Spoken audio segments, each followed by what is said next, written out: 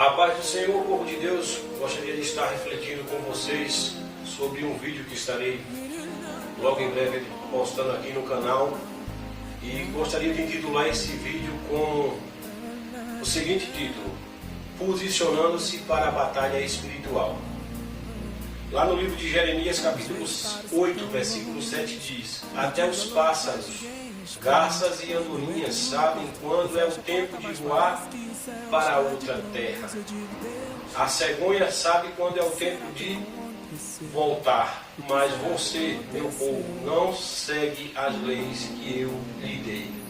Jeremias está falando para o povo de Israel que os pássaros, os seres irracionais, eles sabiam discernir o tempo de voar, para onde ir, em que tempo eles estavam, sabiam discernir os tempos, mas o povo de Israel não conseguia andar de acordo com a lei do Senhor, não conseguia discernir qual é a boa, perfeita e agradável vontade do Pai. Por isso que eu quero que nós reflitamos nesse vídeo, que vai nos levar a discernir em que tempo nós estamos, qual é o tempo que estamos vivendo.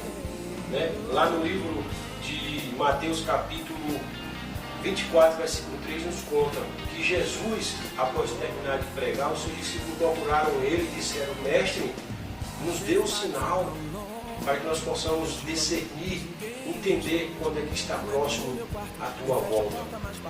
Vejam bem, era muito pouco tempo que eles estavam ali com eles, tinham acabado de pregar, e eles já se interessavam, já tinham esse desejo de discernir, de conhecer, para saber se orientar, para saber se posicionar na batalha que eles iriam enfrentar.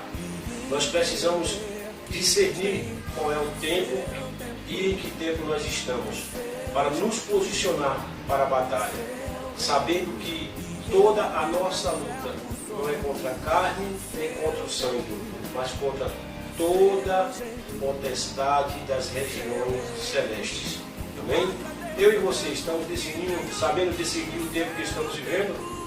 Precisamos ter esse interesse, decidir em que tempo nós estamos, para que assim nós não venhamos ser inferiores aos seres irracionais, como a palavra de Deus diz, que não sabe nem discernir, andar na lei do Senhor, nem discernir os tempos em que vivemos. Que a palavra de Deus fale ao meu e ao teu coração. Muito bem, nós vamos estar vendo o vídeo do pastor José Maurício.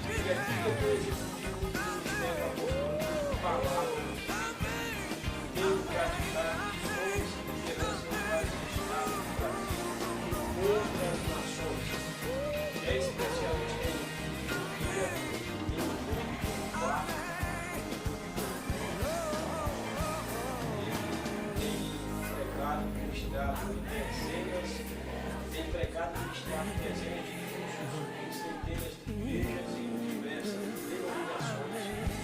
É autor de vários livros e também de dezenas de canções gravadas por ele e outros cantores e outros ministérios. Possui 5 livros e tem 3 CDs gravados disponíveis pela editora Palavra Vida. Vamos ouvir o que esse homem tem para falar, sua importância para mim e para você, para que nós vamos discernir qual tempo nós estamos vivendo. Vamos seguir a verdade, e a verdade nos libertará. palavra de Deus produza o fruto necessário na minha e na tua vida, em nome do Senhor Jesus.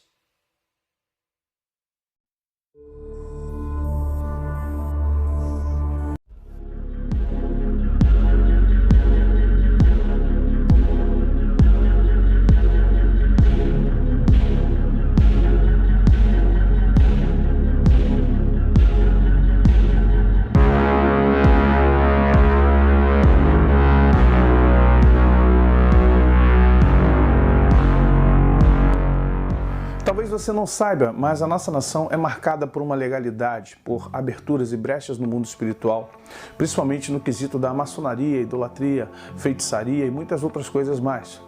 Vamos entender que os nossos príncipes regentes todos foram iniciados na maçonaria, mas principalmente Pedro II, que tinha como tutor o seu regente José Bonifácio, que era grão-mestre do rito inglês. Compreendamos que quando a proclamação da República é proclamada no Brasil, não foi proclamação. Na verdade, foi um golpe que foi dado sobre Pedro II, sobre Isabel, sua filha. Houve uma ruptura de poderes. Havia acordos entre maçonaria, jesuíta, Igreja Católica, coronéis, na questão escravagista, na questão da cana-de-açúcar, na questão do café, na questão do plantio. E isso foi quebrado quando Pedro II acenou para um movimento mais liberal. Daí veio a proclamação, o golpe da República, pelo Marechal Deodoro da Fonseca, que na verdade era também maçom de alto grau e muito amigo de Pedro II, e que depois abdicou do cargo de presidente da República, deixando para o Marechal Floriano Peixoto, outro maçom.